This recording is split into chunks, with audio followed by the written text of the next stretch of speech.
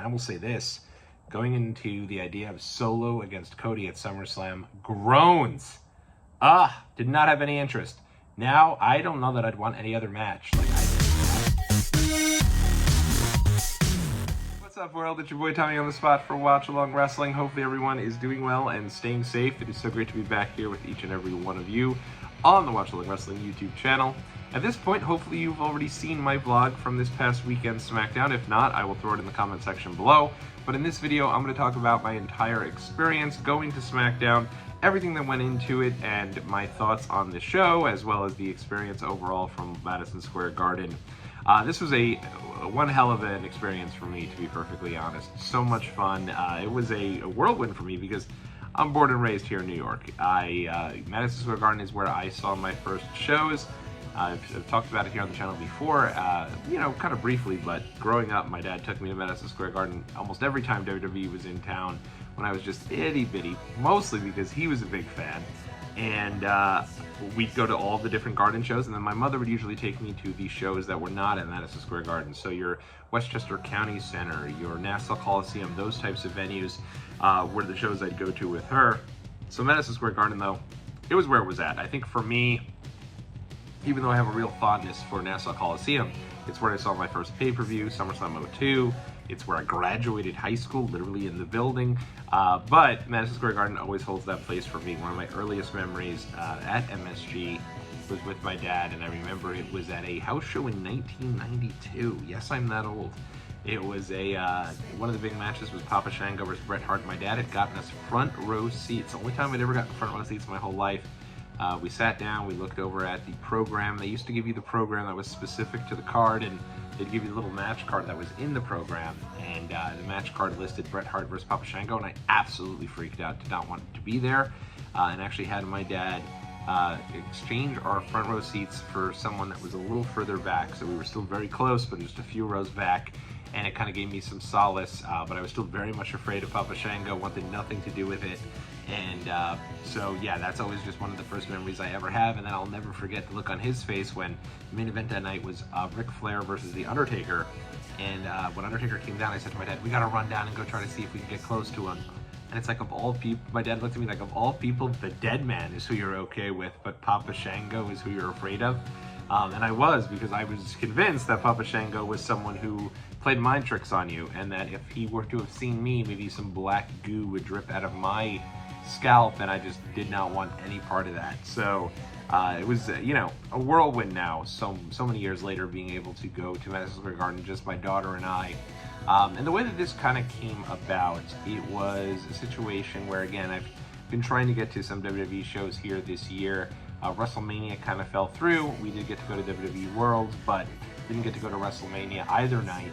And a big portion of that, unfortunately, is just my wife is a student in a doctoral program, and she's got a ton of finals that are coming up, lots of big time stuff as she enters her final year here, and it just requires a lot of her attention. Obviously, we have 2 kids as well, so a lot of that kind of, takes up a lot of my time. And so WWE shows, just unfortunately on the priority list, just have not been able to work themselves out. So when this weekend kind of came about, I definitely wanted to get to the show. It was MSG, like WWE has been super hot right now, really, with the debut of the Wyatt Six, kind of coming out of WrestleMania, and now this new bloodline that's continuing to build up. I've been a fan of Jacob Fatu's for a long time. I've seen him wrestle for MLW a variety of times. So seeing him show up last week, I was like, I really would like to get there. And, it was my wife who said, well, why don't you just take our daughter? Now, my daughter is a big WWE fan, but had actually, so she started as a big WWE fan probably when she was about 2. And then once it got to, I think it was Royal Rumble 23, Asuka came out with the big makeup and the mask and everything, and she kind of freaked out. And even though we went to WrestleMania that year and she was okay, she definitely had a little bit of a setback in terms of her fandom. And unfortunately, we were unable to really kind of make things work in terms of her being a fan. But thankfully this year, she's kind of snapped out of that and is again really into all things WWE. So she was just elated with the idea of going. And for me, again, it was kind of a full circle moment for me. Not only did I go to all of these shows with my dad growing up, my dad's only pay-per-view live was Survivor Series 2002. So being able to go to my first pay-per-view at the Garden with him was a really big deal, and it was a lot of fun. And so, you know, now being able to take my daughter for the first time was something I was really excited about.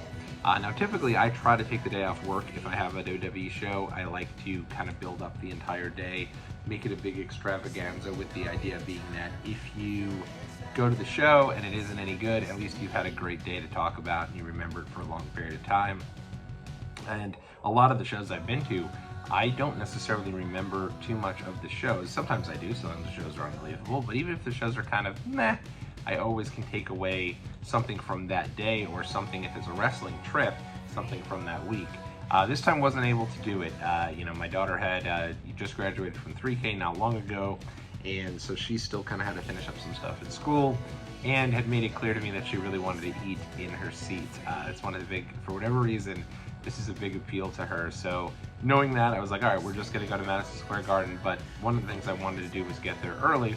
And the reason for that is because about 2 weeks ago, I had put an order in, and I talked about this on the blog a bit on WWEshop.com. Unfortunately, the order did not work out. Stuff got delayed.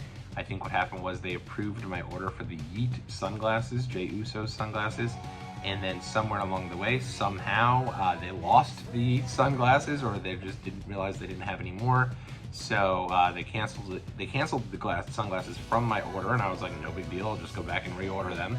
And then unfortunately, you can't get those glasses now for another month. So I hopped over to eBay and hoped no one had noticed. But those scalpers, man, they don't ever miss. They know exactly when their items go up. And so cheapest one was about $100. And I was like, all right, I think my daughter would like them. I don't know that she'd $100 like them. So at the end of the day, kind of is what it is. You know, I think someone in the comment section had said something to the extent of, you know, it'll be, I don't know, it was a comment section, maybe someone actually texted it to me. I think someone texted to me like, hey, it's just a good excuse for you to get them for her another time. And I think they're right. Hopefully by the time SummerSlam rolls around, which is my next trip, I will be able to grab those for her, and I think she'll be excited for them. But in any event, we got to this venue real early, right down there, Penn Station. And it was actually really cool to see her just so excited to be on the train, because I used to be the exact same way. I'll never forget, you know, every time you'd go on the LIRR, and growing up, I lived not too far from the station, but we didn't go too often. So whenever we'd go on to the LIRR, it felt like a really big deal. And it felt like everywhere you looked, people would have signs, people were dressed in wrestling shirts. And it was just a really good kind of camaraderie to get to the show with people that you knew were also big fans. It's like we were taking over that train, and we were all there together to kind of go in and experience wrestling together. So I thought it was really cool. And now here we are in 2024, and it's almost the exact same thing, except now people have replica belts. That's probably the only difference. We got in there, my daughter knew. She's like, oh my God, look at all these WWE shirts. And most of the people there that were dressed, you know, a lot of cosplay, a lot of folks in Cody Rhodes gear. I don't know if they sell this gear, if it was homemade, but some incredible, intricate Cody Rhodes, you know, gear and Cody Rhodes costuming. It was really cool. Folks with some signs, I'm here to see Bianca, different things to that extent, which I just thought was so cool. And my daughter got a big kick out of that, to kind of see, like, you don't see that many wrestling fans kind of in the wild all the time. So to see them here all on the train and kind of all of a sudden basically taking over on the way to MSG was really fun. She got a kick out of that. I remember she said to me, she said, why is that guy dressed as Cody? He's not even a kid. I explained to her that, hey, you know, when you're an adult and you go to these wrestling shows, you can experience being a kid again to a certain extent, right? So I thought that was kind of cool, and it was pretty funny. And it was not only wrestling fans on this train, it was also Mets fans, because the LIRR also goes to Citi Field. So I'd say it's about 50-50. People going to Citi Field and people going to Madison Square Garden. And I will say this, I am not a Mets fan per se, but as a side note, I will say that a lot of the different people who are Mets fans, I'm sure, are very happy right now. That team has really turned things around. They're a really fun team. I'm a Washington Nationals fan. I was initially a Yankees fan growing up, and then kind of transitioned over to the Nationals. And this team reminds me a lot of similarities to that Washington Nationals World Series team from 2019. So it'll be interesting to kind of see how far this team can go, what they can do. But right now, I'd say they're one of the most exciting teams in baseball, and you really felt that energy on the train. It felt like people were really excited to be going to Citi Field and to see this team. And I've been to Citi Field over these last couple of years, and not a soul is on that train to see them. And you get there, and tickets are $1 each, and they're just it is what it is. Like, you know, you have a fun part done at the ballpark, but it doesn't feel like it's competitive baseball. Now it feels like Citi Field's the place to be, and it's actually really cool to see. So we got to the venue, I'd say, before doors open. We got there around 6 o'clock. This is actually a thing that when I went to SummerSlam last year with Randy and Alex and Nick, Randy was really pushing for us to get to the venue early, and I don't really do that, and but this time I did, and so we went to the show, and that going with them to the show early was awesome. You know, we got there early, got to take a look at whatever extra merch they may have had that wasn't at the Superstore, and got to really take it in and really, you know, be a part of the venue. I remember Alex and I went and grabbed a bite over in the one of the VIP sections that they had there, one of the little, I guess it was a lounge they had there, and we got to kind of sit down, take it in, and have a couple moments there before the show that were really cool. And, you know, seeing, you know, Nick and Randy so excited to be there and really be able to soak some of that in was great. And so, you know, ever since then, I've had grown a bit of an appreciation for getting to the show early. And so my daughter and I got there at 6 o'clock. Honestly, I was hoping they'd have the things I got her, and I got her the Tiffy Time shirt for Tiffany Stratton, and I had gotten her the Jey Uso glasses. I was like, hopefully they'll have those there. Neither of them were there, which is very strange. There's a couple things that WWE does that just are weird to me. Number one, it's that if folks are advertised for the show and you have merchandise of theirs, I don't understand how they're not available. Tiffany Stratton was in a big match of the evening, a Money in the Bank qualifier against Jade Cargill and against Candice LeRae, and it made no sense to me why you didn't see merch for either Jade or Tiffany Stratton. As a matter of fact, you had very few merch from the folks who were actually advertised to be there. A bunch of LA Knight stuff, but other than him, I don't know that there's anyone else there who didn't have who was advertised to be on the show who wasn't, you know, didn't have any merch there. You know, Cody and KO and Randy did, but they weren't necessarily advertised to be on the show. So that, I'd say, was a little disappointing. And the idea that these Jey Uso Yeet sunglasses are so popular, everyone wants them, and he is in the advertised main event. Jey Uso was supposed to originally face Damian Priest on this show in the main event for the title. They'd even mentioned it over on Twitter through Drew McIntyre going into Clash at the Castle, when he mentioned that, hey, wait a second, why is this match being advertised when Clash at the Castle is happening before this and in between this? So, you know, it was a little bit strange to not have those Yeet sunglasses on sale, and that was kind of disappointing. My daughter really didn't know they existed. I just knew she'd be into them if she had seen them. She's enjoyed seeing them on Jey Uso, so I think she would have gotten a kick out of that, but it was what it was. You know, I had kind of opened it up to her. Immediately, she wanted a Rey Mysterio mask, which was $75 and way too big for her.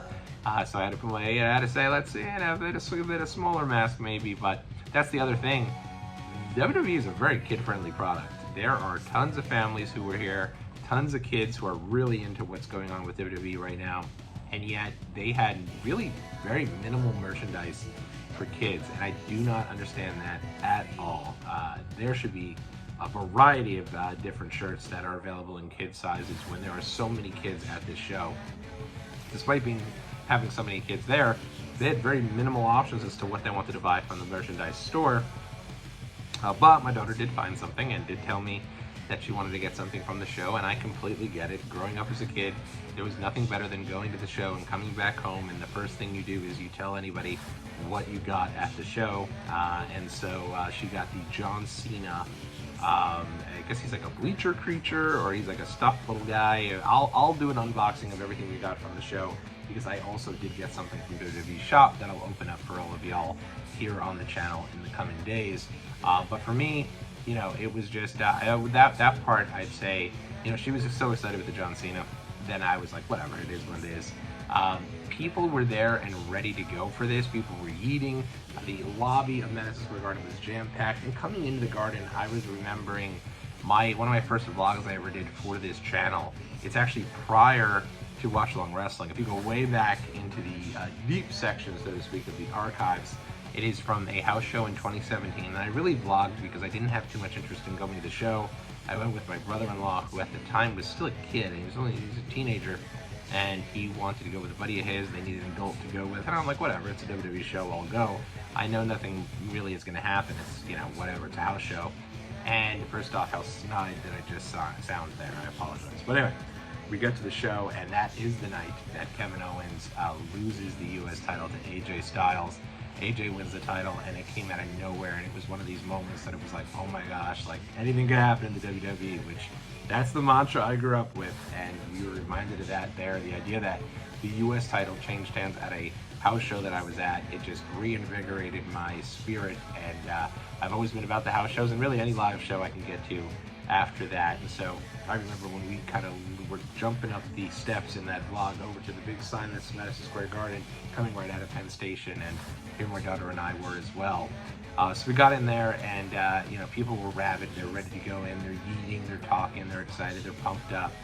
And we walk through, we get to where we need to go, and once the doors open, people are just so excited to go. Now, Madison Square Garden actually has some pretty good eats. They have a section really on that 100 level where you can go there and get a variety of different foods. My daughter, unfortunately, is just a pretty picky eater right now. So for her, and I'll never forget, because my mother is very old school, and she remembers going to the garden, and for her, the idea, you go to Madison Square Garden, you get a hot dog, you get popcorn, you get cotton candy. Those are your top three. So that was, my daughter wanted those three things. My daughter's a pretty picky eater, so I was like, you know what, I don't even think she could eat the hot dog. I'm gonna get her the hot dog, get myself one. I'm not gonna get anything else, because if she doesn't eat it, I'm gonna be basically eating 2 hot dogs. And so we sat down, I knocked down these 2 hot dogs. She had no interest in hers. She had some popcorn, and we got some cotton candy, a couple drinks to share. I think it was like a Sprite. No, they have a Starry, I think it's called now. Very weird. But in any event, it was solid, and we were ready for the show. And again, getting there early was awesome. You know, we got there, they started the stuff, even though doors open around 6:15. No, actually, doors were said to be open around 6:15. They didn't open until around 6:30. So by the time we got in, it was about 7 o'clock, got our food, got to the seats, I'd say around 7:15. And then within 15 minutes, they're already getting started. They showed like a cool video about WrestleMania 40. And watching that video, I think it dawned on me that like, WrestleMania 40 was pretty incredible, and I do think that over time, WrestleMania 40 is going to be remembered as this unbelievable show. I think it's going to be right there with WrestleMania 30 and some of the bigger WrestleManias of all time, and I think people will remember this show very much fondly. I think they do now, but I think it will continue to grow. The legends of this show, I think, will continue to grow over time. Because looking back, whew, it was pretty epic, and it is pretty cool to see so many people so excited for that video package, because so many people at this show had been to WrestleMania 40 in Philly. And even though my daughter and I did not go, we did go to WWE World, and so in her mind, we went to WrestleMania. She loved that day, as did I, and so we were both very excited, kind of looking and seeing some of those pieces of that video package as well. In terms of who was the most over of the night, you know, I give people a lot of credit. They were really there for the folks they knew that were going to be there. You know, you didn't have too many people cheering for folks that weren't there, except for one guy, and that guy was Roman Reigns. I don't know if there was a rumor, I don't know if there was something out there that said Roman Reigns was going to be at this show, but people were ready to explode if Roman had showed up. Storyline wise, I don't think it's time for Roman to come. I think he needed a real reason for him to want to be there, and I think he got it on this show. But I think going in, this wouldn't have made much sense for Roman to show up, though. It would have been a really cool moment for him to show up. A big surprise, I think. People wanted to see him so badly. But other than him, people were unbelievably hot for LA Knight. LA Knight, I'd say, other than Cody, and it's so funny because going into the show, you have a couple people who are doing the Cody sucks, right?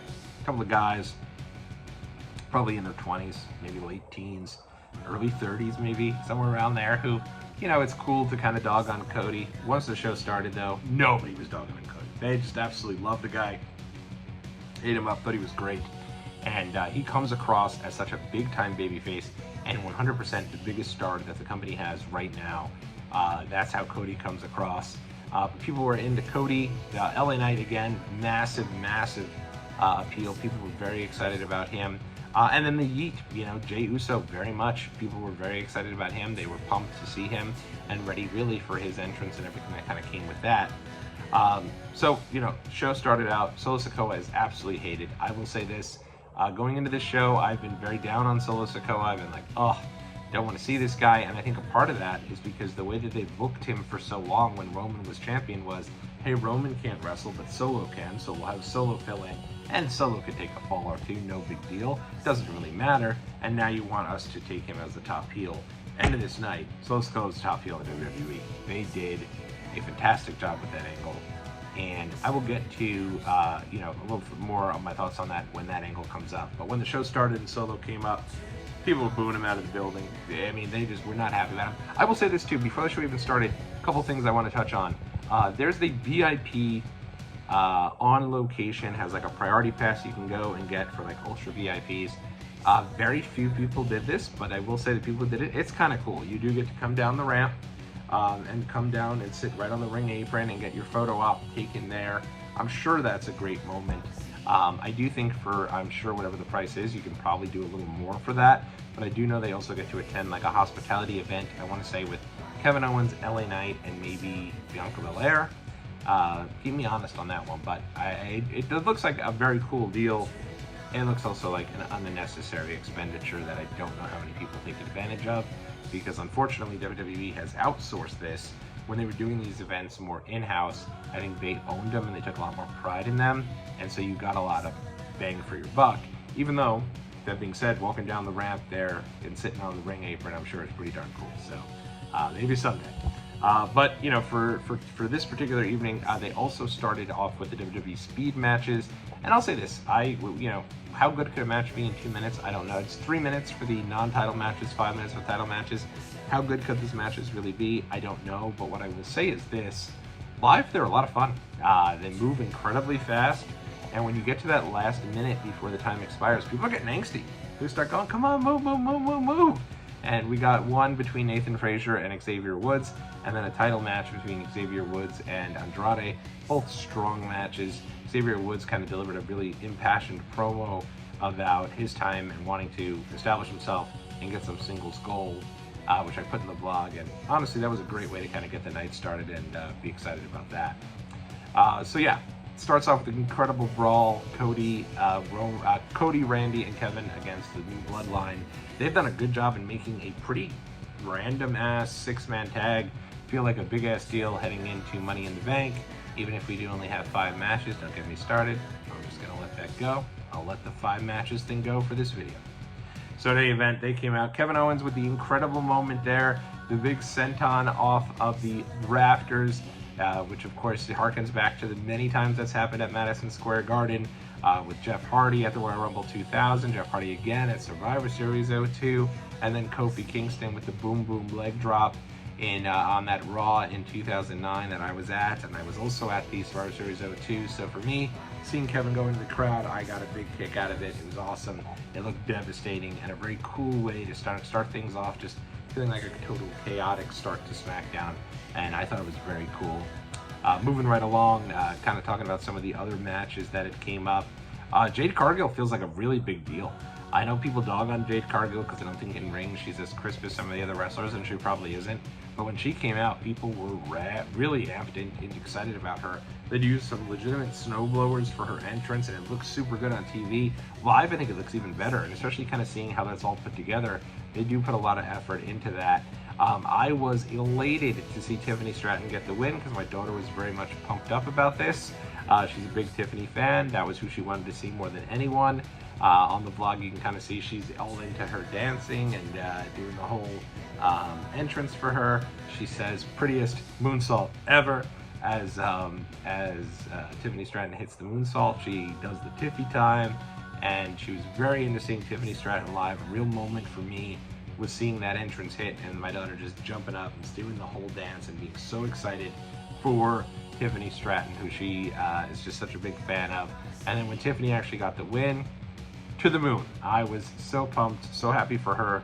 This happened twice. At Mania 39, she really wanted Bianca to win, and I thought there was no way Bianca was going to beat Asuka, and then she did. So my daughter has been 2 for 2, seeing her favorites live, and really get wins when I did not think they had much chance to do so. So this was pretty cool and a really cool moment. Speaking of cool moments, the triple threat that happened for the men's Money in the Bank qualifier between LA Knight, Logan Paul, and Santos Escobar. First off, incredible match. These guys just killed it, and the crowd was living and dying with everything. And it was funny because when we were walking into the place, I saw the Jalen Brunson shirt.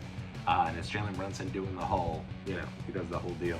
I'm certainly not nearly that cool, so I won't try to do it myself, even though I just did. And they were selling that shirt, and I really thought about getting it, but I was like, I don't know that I need a Jalen Brunson WWE shirt. So I did not end up purchasing it, but it was funny because I was at the Garden in 2021 when they brought Trae Young out, and part of me was like, I know Tyrese Halliburton's a huge WWE fan because when Booker T had showed up at Pacer game, Tyrese Halliburton wasn't only excited to see Booker, he was losing his mind over seeing Queen Sharmell, and he even called her Queen Sharmell. And so I knew Halliburton was a big WWE fan. I knew that if they had reached out to him, he probably would have eaten this up. And I will say this, I love Tyrese Halliburton in terms of what he is as a player for the league. Absolutely hate him as a New Yorker, though. I just think he's the worst. The Pacers ended an incredible run for the Knicks, and that really killed me. It made me very sad. So, this Knicks team, I feel like, is connected with New York more than any team, maybe except the Mets right now with the hot streak they're on. But even them, the Knicks right now are just beloved by the city. So when Tyrese Halliburton came out with Logan Paul, it was so great because Logan Paul was absolutely hated. I mean, there was one guy who, when Logan Paul came out, started to do a standing ovation, and everybody was booing this guy, and he got a small sit the F down chant. A lot of little people were having none of it. This was not like a, hey, let's be cute and root for Logan heel because we're being trendy. Nope. Nobody wanted to root for Logan Paul. They were booing him out of the building. And when he came out with Tyrese Halliburton, I thought we were going to have a riot in New York City. Such a cool moment. And then they panned to the front row, and who's sitting there but Jalen Brunson? Are you kidding me? I couldn't believe this was happening. It felt like the Twilight Zone. It was just insane. And I will say this, LA Knight takes a lot of losses. He is not somebody who I think is going to be a WWE World Champion, but he was very much over, certainly here. And WWE positioned his match to be the match to involve Jalen Brunson, the biggest star in all of New York sports right now, maybe except for Aaron Judge or Aaron Rodgers. And here he is, and maybe he's even higher than those two right now. And he was sitting there with LA Knight, giving LA Knight the rub. And at one point, Jalen Brunson grabbed the chair and was going to come in to go after Tyrese Halliburton. I knew they wouldn't touch because they're just worth so much money, but I was thinking, if Brunson hits a spear on Tyrese Halliburton, this place is going to be losing their minds. They already were. And then to top it all off, the cherry on top, LA Knight, the big win over Logan Paul. It was incredible. Just such a cool moment. LA Knight doesn't get big wins. Never expected him to get a win here over Logan Paul. So he gets the big win, you get all this, and it was just one of the coolest atmospheres I had seen. This one was for me. My daughter really doesn't know the sports folks, and she kind of trolls Dad by booing LA Knight when he comes on the screen, but this was such a cool thing, so much fun, and really got a kick out of it. There was a gentleman in my section who was yelling vulgarities over at the ladies in the Naomi triple threat match, and saying some gross stuff. And it's interesting. As a youngster, I used to not say gross stuff, but certainly was the first to pop off my seat with the "you effed up" chant. But now that there's so many families, I'm like, you don't need to do that. If there's a holy shit chant, I get it. When Tyrese Halliburton came out and people were doing F the Pacers, I completely get it. But he's getting up there saying all these things, and to her credit, a security guard came over and said, I need you to not do that again.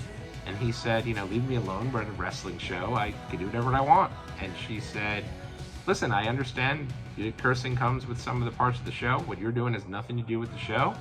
And if it happens again, you're out of here. And I thought good on her. Honestly, I thought it was great. So I thought that was very cool. The closing angle. So let me get into this here. Crowd was going, we want Roman so bad. They were going to become unglued if he came out. But it's so much better that he didn't. And it's interesting because I know they had a couple matches after the show. I think WWE feels when they close SmackDown with an angle, they owe the live crowd a couple of matches afterwards so that you feel like you really got a lot of matches as opposed to the parts of the TV show that come along with it being a TV show, which is sometimes segments, promos, talk shows, segments, whatever it is. And I'm telling you now, being there for this moment felt like a huge deal. This moment in one night, they really got Solo Sikoa over as the top heel in WWE. And I will say this, going into the idea of Solo against Cody at SummerSlam, groans. Did not have any interest. Now, I don't know that I'd want any other match. I think that is definitely the match. And I'm not even sure that Cody's going to keep the belt. Like, nor should he. Like, maybe they give it all to go all the way with Solo. This guy was by far the most hated. He's done a really good job in adapting to this role as kind of this new tribal chief, in my opinion. And it was all done with this incredible moment there with Paul Heyman. And the reason this worked so well is because Paul Heyman has really never gotten his comeuppance. He is always, somebody gets, a shot in or two on him, but no one's just straight up laid out Paul Heyman. And on this night, Paul Heyman got his ass laid out. It starts where he comes out. First off, you're going, hey Paul, how far are you going to go with this, right? And when Solo comes over, tells him to acknowledge him, you're like, I don't want to see Paul Heyman acknowledge Solo Sikoa. And when Paul Heyman said, Solo, I love you, and I acknowledge that you are not the tribal chief, in his Paul Heyman voice, man, this was awesome. And the crowd went nuts. I mean, by far the biggest pop the whole night was for Paul Heyman telling Solo Sikoa that he was not acknowledging him as the tribal chief. And then the post-match, the post-segment beatdown there of Heyman, that was one scary super powerbomb through the table. I was very worried for Paul Heyman. I was like, God, I hope he's okay. But to his credit, they took a full stretcher job out for Paul Heyman. I assume he's fine. I think if he wasn't, you'd have heard something about it the next day. But it looked ugly. And wow, what a moment. So much heat on these guys leaving the building. And it was funny because I forgot there were matches afterwards. So, you have this big serious moment of them going to the back. Paul Heyman getting wheeled out in the stretcher. Real stretcher job, real moment. And then R-Truth's music hits, and away we go with Miz and R-Truth against Pretty Deadly. But for that ending, I thought it was such a good ending of the show. And I now am very intrigued as we get into Money in the Bank weekend.